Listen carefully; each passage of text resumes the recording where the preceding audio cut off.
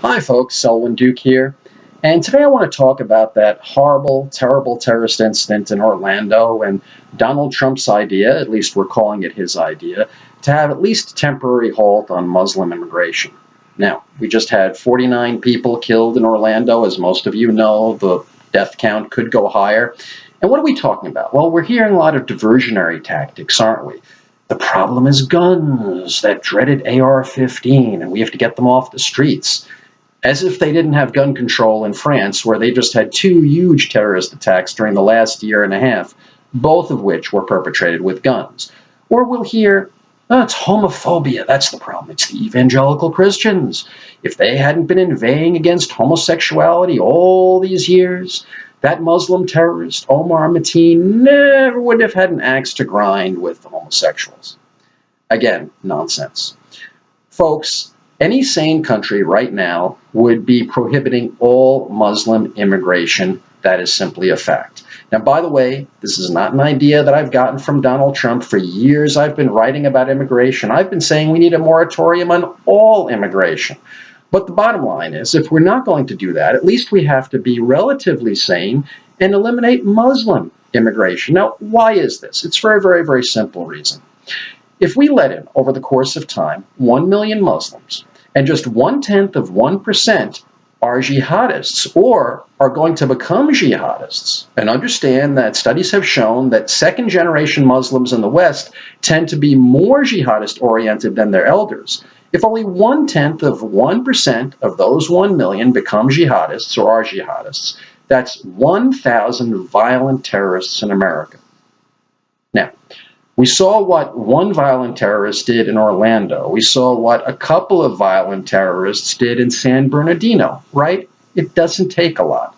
A dab will do you, unfortunately. Now, what kind of Muslims are we getting? You've heard from law enforcement, from the Obama administration, that, well, these people are vetted. They're vetted. After all, we're diligent here. We're seeing to it that you Americans are going to be safe, our citizens. That is pure and utter nonsense, folks. The truth is that we cannot vet these people. We don't know who they are. It's not just me saying this. The Greek government has said this. Some of our intelligence officials have said this. A Syrian community leader in New York City has said this. I've written about all these things. You can find my articles. Why can't we vet them? It's very, very simple. You take Syria or a lot of the other countries in question. They simply don't have Western-type databases in which you can find information on all the citizens. These databases are incomplete or they're highly flawed. In addition, as the Syrian community leader in New York City pointed out, in Syria, all you have to do is bribe a public official, and guess what? You can get official documents saying that you're anyone you want to be. So when Obama tells you, or some other government officials tell you that they're vetting these people, know that it's pure and utter nonsense. It's simply impossible.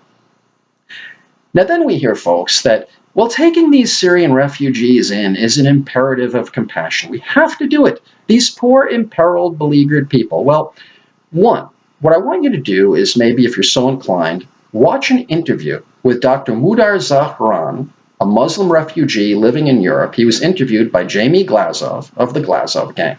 And here's what Dr. Zahran said. He said that the Muslim refugees should be kept out of the West. He said that there was a definite problem with their not assimilating, but also, more to the point here, he pointed out that most of these people come from safe areas in Syria, most of the Syrians, 75% do. And anyway, 75% of these Muslims overall aren't even from Syria. Many are claiming to be Syrian just to get into Europe, and it might be the same here. Who knows? Now, here's the thing, folks. The problem is that we have things exactly backwards here. We talk as if somehow there's an obligation to let immigrants into our country. There is no such obligation. The rule here is, if the immigrants do not benefit the host nation, guess what? Immigration does not happen. That is the purpose of immigration, to benefit the host country. We do not have to take in any class of immigrants or any immigrants at all. You know, there's an apocryphal saying that goes, the sign of insanity is doing the same thing over and over again and expecting a different result. With immigration, we're doing the same thing over and over again And are we going to get a different result? No. We're going to get more Orlandos. We're going to get more San Bernardinos. These things are going to increase in frequency. Barack Obama is allowing in 100 so-called Syrian refugees every single day into America. Unvetted people, unknown quantities. And that's on top of the other Muslims coming in.